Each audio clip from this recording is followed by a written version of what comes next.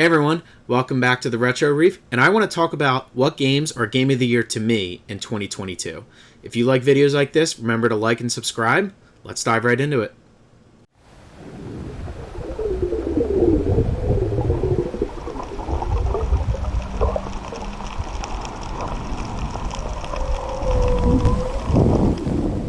So I didn't have that high of expectations for games in 2022, and that's just more because I'm bigger of a Nintendo guy, and a lot of those games were pushed out that I was looking forward to.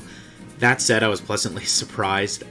We obviously knew Elden Ring was coming out, and we knew a few other games here and there that I was excited for personally, but I had the bar a little low, and I have to say, it's definitely turned in a little bit of the opposite effect, especially as we get towards the end of the year here. I have games that I don't have in my top 3 that I'm about to share. That's just because the games haven't come out yet. It's currently the beginning of November, and as we get closer through this month, I mean, we have God of War, we have Sonic Frontiers, there's, Pokemon Scarlet and Violet. There's quite a few games coming out that, very well could be Game of the Year candidates. I mean, we haven't played them, so we don't know how, they look yet. So it's interesting how it's kind of had that opposite effect. So I want to get started here. What I have for you today is I have my top 3 games that I think, to me, or at least are Game of the Year, and then I have a few honorable mentions that I want to talk about. So without further ado, I want to talk about the first game here, and it's a little surprising here, but number 3 coming in for my first Game of the Year candidate at number 3 is, for the Nintendo Switch at least, what I have it for is Teenage Mutant Ninja Turtles Shredder's Revenge. So I know some of you are probably surprised because this is not a huge open world style game, but I think this game just completed what it was trying to do so perfectly. Most arcade games today and beat 'em up style games, at least in my opinion, they just don't really shine or stand out, and I think one, it's just because it's an older style type of game and it's a very oversaturated market. Also, a lot of people don't like some of that pixely type graphical look, and others really obviously love it, and some don't really mind it. So I think it's just like an older style type game, so a lot of games like this don't get that much of attention. That said, I feel like Teenage Mutant Ninja Turtles Shredder's Revenge was really a revival of this type of game and genre. I mean, I felt like it was just a brand new game, and I felt like it was a complete revival. Like, I just wanted to keep playing it even when it ended, and the first thing I thought of was, oh, they should do other arcade style games. They should bring The Simpsons back. My mind was just going crazy. I even had an idea that they should make like a Rick and Morty type game like this, because I'm a big Rick and Morty fan. So it was just, my mind started going all over the place because I was having so much fun with this game. And the fact that it has this old school pixel feel, to it, I think what separates this from a lot of games in this genre, why I felt like such a revival, is because it looks like it's pixely, but it's not. Like, if you look closely, it's very smooth, the textures are beautiful, and for just like a simplistic style game compared to like a big open world style game, the game looked gorgeous, and it was very well done. I had a blast playing it, and visually I was very, very impressed, and didn't think that we could have an old beat 'em up style game, an arcade game like this today. That said, they've also made some really good quality of life stuff and a few new features in here versus some of these older style type games. One of them being a new feature, being able to dodge. I really enjoyed that, like having. Even though I really didn't use it as much, it was nice just being able to have that luxury and that ability to go and do that. And also, I like the character variety, having different types of weapons and moves, and it just, the animations look great with them, and just the ability to kind of do that. A lot of these old school type beat 'em ups, they're just punching, it's the normal punch kick. Having that variety was nice. And, Teenage Mutant Ninja Turtles has always kind of had that, especially with Turtles in Time and everything. So by, no means is this new. It just, to me, it felt like they had more variety than some of the older style games that had this.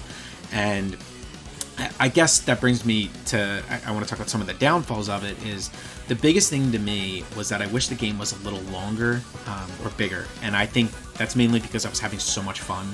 I kind of just blew through it and played it with a few friends. And when you play it with a few friends, you just have a blast. You laugh and you go through it. My one friend was a really big Turtles in Time fan and isn't a big gamer, and he came and played this and was just having a ball playing it. Also part of my experience too, it definitely looks better on Xbox. I played it through Game Pass, and it looks, in my opinion, runs way better there. But being able to have the portability on the Switch, like my friend, he has a Switch. I was able to just go over there and plop my Switch in the dock and play over at his place. So it was really, really nice to be able to do that. And I think that's part of the reason for me, maybe have it a little higher versus some other people, just because I could just bring it anywhere and play it. It felt like I was playing an arcade in my hand. It was awesome. And the replayability, even the game wasn't as long and I kind of blew through it so quickly. The replayability factor to me is through the roof. Like, I've already gone back and played this twice. I played it on Xbox, solo by myself, and I played it with friends. We got almost all the way through, and I want to play it a third time. Like, I want to go through and play it. It's so much fun. So, yeah, you might not sink a lot of hours like some of the few games I'm going to talk about. That come in at 2 and 1. Playing this game every time you sit down and play it, but the replayability factor is always there, and I think that's what separates this and why I love it so much and why I consider it so high in a Game of the Year candidate for 2022. Coming in at Game of the Year number 2 to me, definitely taking a total 360 in different direction. This game is gorgeous and one of my favorites, and definitely something I want to go back and replay. I was playing it on PS5 here. We have Horizon Forbidden West. So I'm going to be honest here. It honestly took me a little bit to get into Horizon Forbidden West, and I don't know if that's just me personally because I was very busy, there was a lot going on at the time, or if it truly was the game itself. I haven't heard a lot of people talk about that, but it did take me a little longer to get into and a few times to go back to it to play it. That said, once I was hooked, that was it. I sunk hours into this game playing. The cutscenes and the graphics themselves throughout the world is just beautiful. It really showcases the PS5. And to be honest with you, I really only thought Ratchet & Clank Rift Apart really showcased what the PS5 can do on some level. I haven't really seen a lot of that in other games, and to be frank, I haven't played too many games on the PS5, so you could very well have a different opinion of me. But I feel like Horizon Forbidden West really showcased, did an excellent job. Hey, this is next generation, and this is what we're going to have game-wise moving forward. The graphics were beautiful. Everything ran smooth for me. I almost had no issues at all. The cutscenes were just done so excellent. I'm not a big cutscene guy, but I was constantly looking in the background, looking at everything around it, all the details. It was gorgeous. I can't talk highly enough about it. That said, getting down into the game itself, I think they did a really good job of building based off of Horizon Zero Dawn. Horizon Zero Dawn, I played a little bit and stopped, to be honest. The game didn't really do it for me, so when I played Forbidden West, maybe that actually goes into why it took me a little bit to get hooked onto it. But I was able to see I've gotten, halfway to 3/4 way through that game, how they built off of it, and I've seen enough gameplay to know the story. So I was just looking to see, how beautifully, I noticed how great of a job they did building off of Zero Dawn. And I definitely think if you don't play Zero Dawn, you're going to be missing a few story elements here. I was missing some, and I didn't even finish the game entirely. So it was just really nice to see that building. They did a great job of building it, but also separating itself very well, which I think storytelling in general is very difficult to do sometimes, whether it's books, movies, video games, whatever. And I think they just did an excellent job here. Along that, I think developing the characters was excellent. I was really, really into the characters, and I thought the story was interesting. Every time I was going, from one place to another, or, after I finished tackling a boss, I was really interested to see, okay, what's next? I was just eager to see what was going to happen next, and for me, that's typically not the case. So it was really cool for me to have that experience, and I really enjoyed it. But it didn't stop there. It also, the side missions, I spent so many hours just going through, exploring, small things while doing side missions. There were times where I would kind of, forget the story and just walk around, do side missions and explore, hey, can I get here? It was just gorgeous, and the mechanics were fantastic. You could see I'm kind of at, a loss for words here, because while I was playing it, that's kind of how I felt. I was just so taken away by how beautiful everything was, how smoothly everything ran, how some bosses I had to die a few times and I had to figure out, hey, like, what's this boss going to do next move? What are kind of the phases for this? I had to learn the boss's style before, I could go back and beat it. So I don't think the game was challenging, but I think it did a great job of, allowing a player, if they want to just blow through the story, they can. If they want to go, and explore a little bit through side missions and see how beautiful the world is and, try to tackle a boss in a certain way, it gives that exploration and ability. And Horizon Forbidden West is definitely one I would go back and play a few more times, at least one more time, where I can actually sit down and spend more time just exploring, because even though I spent so many hours in this game, I feel like there's still so much more I haven't seen. And coming in at our game of the year, we obviously have Elden Ring, which I played it on the Xbox Series X. So I know a lot of people will have Horizon Forbidden West above Elden Ring for their game of the year, and to be honest, I think that's perfectly fine. I think these two are so similar and different at the same exact time, and I think you can go either or. It's just really your preference. That said, for me, Elden Ring was just so much fun, and it's one of those games that's really just unforgettable, if that makes sense. And I don't know if that's my feeling and just my experience with it. I know this game has had so many high ratings and praises, rightfully so, but it definitely lands up there with like a Skyrim type game where I'm just never gonna forget it. Or that Nintendo game, that just hits that certain way. You're just never going to forget it. And I just had a blast playing this. And to start off, the world itself is huge, if you think about it. And it's so fleshed out. There's so many things to do. It's beautiful. I don't think the graphics were as great as, a Forbidden West, for example, comparing the two. But I did think it was beautiful overall. I think it was very well done. And the biggest thing I think that separates this, even though the graphics I would say weren't as great, is this game just it feels like there isn't a story, but there is. And I don't mean that to say there isn't a story. There very much is. That's a good story, but the game just gives you freedom. It lets the player decide their path. If you want to follow the path and go beat the game, and follow that specific path, you can do that with a story.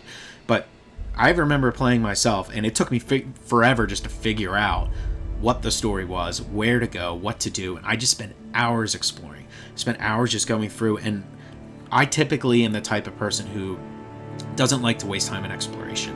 And I just found myself talking to every NPC I could find, going through and seeing if I could fight this certain boss, and 90% of the time it was no.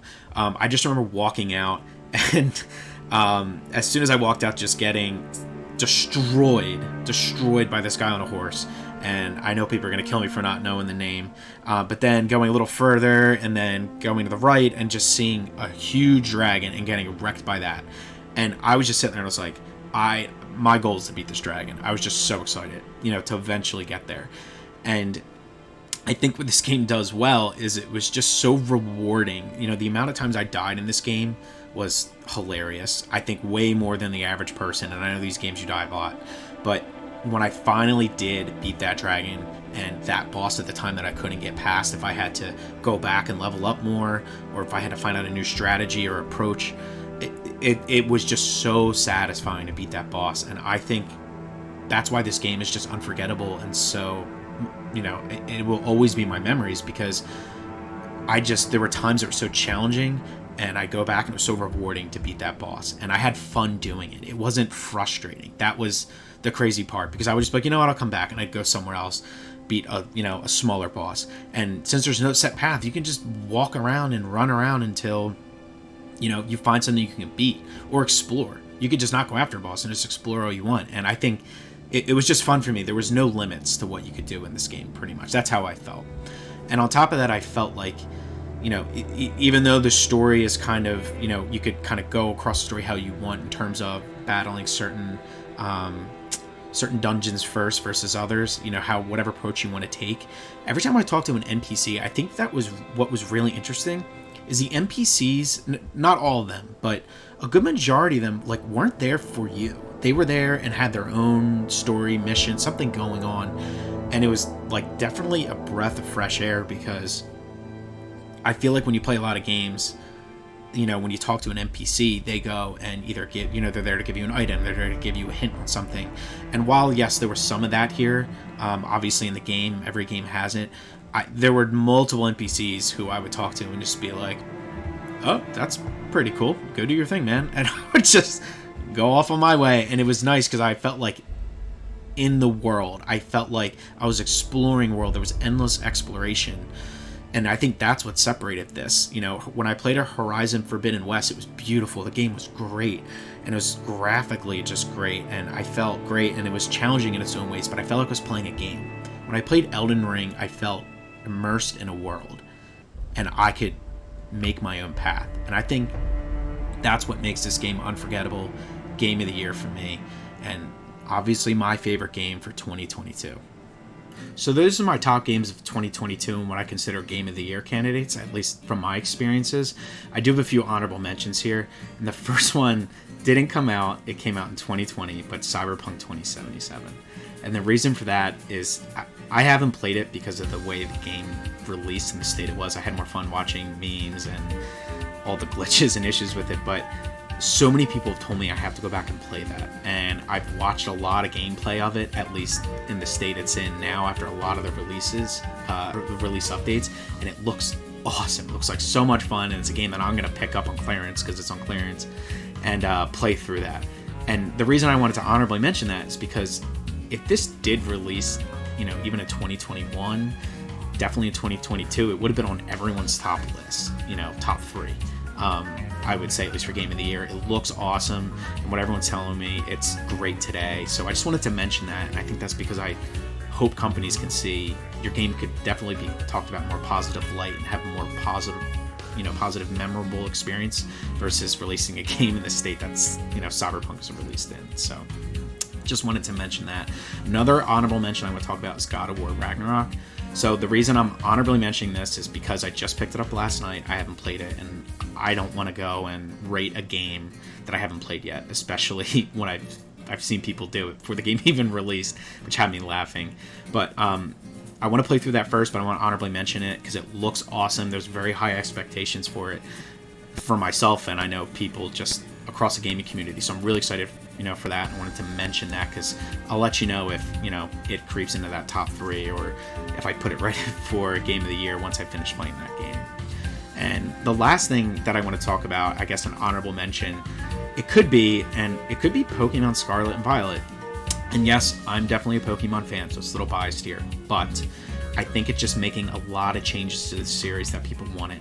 I don't think it would win Game of the Year. It needs voice acting. There's a lot more that has to get done with it. Graphical improvements on the Switch, that type of stuff. But I think we're all going to be pleasantly surprised when that comes out because I just think it's going to take leaps and strides that, you know, the Pokemon series needs, and I think a lot of people are going to love it. So I just wanted to really go and mention those games, and, you know, those are my honorable mentions. Some of the games that I'm looking forward to in 2023. I mean, we have Zelda, we have Hogwarts Legacy, maybe Metroid if we're lucky. We have Pikmin 4. We have a lot of great games coming out next year, and I'm so excited. And 2022 definitely surprised me with some great quality games that I wasn't originally expecting. So I'm really excited to see what 2023 has to hold. I'm still excited to wrap up the games left in 2022 that I just picked up or, you know, haven't played yet, like Sonic Frontiers. So those are my thoughts, and, you know, those are my top games for this year. Looking excited for next year, and thanks for listening, guys. If you enjoy videos like this, please like and subscribe, and I'll see you in the next video. Later.